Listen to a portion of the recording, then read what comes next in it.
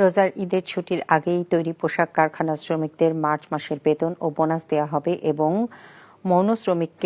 কোনো শ্রমিককে ছাঁটাই না করার বিষয়ে সিদ্ধান্ত হয়েছে বলে জানিয়েছেন শ্রম প্রতিমন্ত্রী নজরুল ইসলাম চৌধুরী। সকালে সচিবালয়ে শ্রমিক ও মালিকদের সাথে বৈঠক শেষে এই সিদ্ধান্তের কথা জানান তিনি। একই সাথে ঈদের আগে যেন কোনো শ্রমিক অসন্তোষ সৃষ্টি না হয় সে বিষয়ে সব পক্ষ সজাগ থাকবে বলেও জানান প্রতিমন্ত্রী। কয়েকটি কারখানায় যে সমস্যা ছিল তার বেশিরভাগই সমাধান করা হয়েছে জানিয়ে নজরুল ইসলাম বলেন, ঈদের আগে কোনো কারখানা লে অফ বা বন্ধ করা যাবে না। এছাড়া শ্রমিকদের জন্য রেশন চালুর বিষয়ে কাজ চলছে এবং দ্রুতই শুরু হবে বলেও জানান শ্রম প্রতিমন্ত্রী। ঈদকে সামনে রেখে যেন কোনো ধরনের শ্রমিকদের অসন্তোষ সৃষ্টি না হয়, তাদের সমস্যাগুলো চিহ্নিত করে এগুলো সমাধান করার লক্ষ্যে আমরা বিভিন্ন পদক্ষেপ গ্রহণ করার সিদ্ধান্ত নিয়েছি।